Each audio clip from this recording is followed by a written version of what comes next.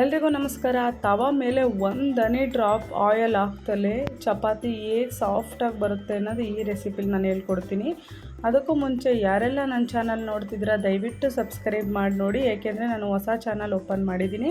ಮೊದಲಿಗೆ ನಾನಿಲ್ಲಿ ಆಶೀರ್ವಾದ್ ಗೋಧಿ ಹಿಟ್ಟು ತೊಗೊಂಡಿದ್ದೀನಿ. ಒಂದು 10 ಚಪಾತಿ ಆಗೋವಷ್ಟು ನಾನು ಹಿಟ್ಟು ತೊಗೊಂಡಿದ್ದೀನಿ. ಅದಕ್ಕೆ ಸ್ವಲ್ಪ ಒಂದು ಅರ್ಧ ಸ್ಪೂನಷ್ಟು ಉಪ್ಪು ಹಾಕ್ಕೊಂಡು ನಾವಿಲ್ಲಿ ಕಲಿಸ್ಕೊಳೋದಕ್ಕೆ ಒಂದು ಗ್ಲಾಸಷ್ಟು ಬಿಸಿನೀರು ಇಟ್ಕೊಂಡ್ರೆ ಚಪಾತಿ ತುಂಬಾ ಸಾಫ್ಟಾಗಿ ಬರುತ್ತೆ. ನೀವು ಒಮ್ಮೆ ಟ್ರೈ ಮಾಡಿ ನೋಡಿ. ನಾನಿಲ್ಲಿ ಬಿಸಿನೀರು ಹಾಕ್ಕೊಂಡಿದ್ದೀನಿ.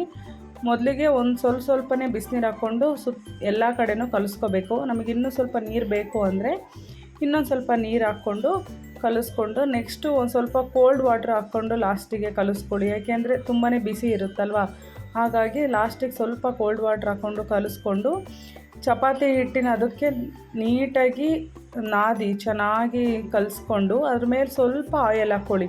ನಾವು ಇದಕ್ಕಷ್ಟೇ ಆಯಿಲ್ ಹಾಕೋದು, ಚಪಾತಿ ಅರ್ದಾಗ ನಾವು ತವದ ಮೇಲೆ ಆಯಿಲ್ ಹಾಕಲ್ಲ. ಚೆನ್ನಾಗಿ ಒಂದು 5 ನಿಮಿಷ ಕೈ ಬಿಡ್ದೇ ನೀಟಾಗಿ ಕಲಸಿ ಒಂದು 10 ನಿಮಿಷ ಈ ಥರ ನೋಡಿ, ಒಂದು 10 ನಿಮಿಷ ಸೈಡಿಗೆ ಎತ್ತಿಟ್ಕೊಂಬಿಡಿ. ಅದು ಫುಲ್ಲು ಸ್ವಲ್ಪ ಕಲಸಿರೋದೆಲ್ಲ ಎಣ್ಣೆ ಎಲ್ಲ ಹಾಕಿ ನೀರೆಲ್ಲ ಹಾಕಿರ್ತೀವಲ್ಲ, ಹಾಗಾಗಿ ಒಂದು 10 ನಿಮಿಷ ನೆನೆದ್ರೆ ತುಂಬ ಚೆನ್ನಾಗಿರುತ್ತೆ. ನೋಡಿ ಈ ಥರ ತುಂಬಾ ಸಾಫ್ಟಾಗಿ ನೆಂದಿದೆ. ಈಗ ನಿಮಗೆ ಎಷ್ಟು ಮೀಡಿಯಮ್ ಬೇಕು ಅಂದರೆ ಚಪಾತಿ ಮೀಡಿಯಮ್ ಸೈಜ್ ತಗೊಳ್ಳಿ, ದಪ್ಪ ಬೇಕು ಅಂದರೆ ಸ್ವಲ್ಪ ದೊಡ್ಡ ಕೈ ಅಗಲ ಎಷ್ಟಿದೆಯೋ ಅಷ್ಟು ಅಗಲ ಬರೋ ಅಂಥ ಹಿಟ್ಟು ಮಾತ್ರ ತೊಗೊಂಡಿದ್ದೀನಿ. ನೀವು ಬೇಕಾದ್ರೆ ದೊಡ್ಡ ಸೈಜ್ ಬೇಕು ಅಂದರೆ ದೊಡ್ಡದು ತಗೊಂಡು ಹರ್ಕೋಬೋದು. ನನಗೆ ನೋಡುತ್ತಿರ್ಬೋದು ನಾನು ಏನೋ ಒಂದು ಡ್ರಾಪ್ ಆಯಿಲ್ ಹಾಕಿಲ್ಲ, ತುಂಬಾ ಚೆನ್ನಾಗಿ ಬರುತ್ತೆ. ನೀವು ನೋಡ್ತೀರಿ ಹೆಂಗೆ ಬಲೂನ್ ಥರ ಊದುತ್ತೆ, ಆಟೋಮೆಟಿಕ್ ನಾವೇನು ಮಾಡಲ್ಲ. ನೋಡ್ತಿರ್ಬೋದು ಎಷ್ಟು ಚೆನ್ನಾಗಿ ಬರ್ತಾ ಇದೆ.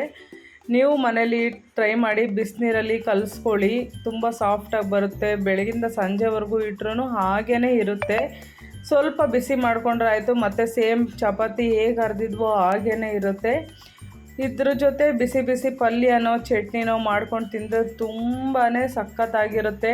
ಮತ್ತೆ ಮಾಡ್ಕೊಂಡು ಚಪಾತಿನ ತಿನ್ನಬೇಕು ಅನಿಸುತ್ತೆ.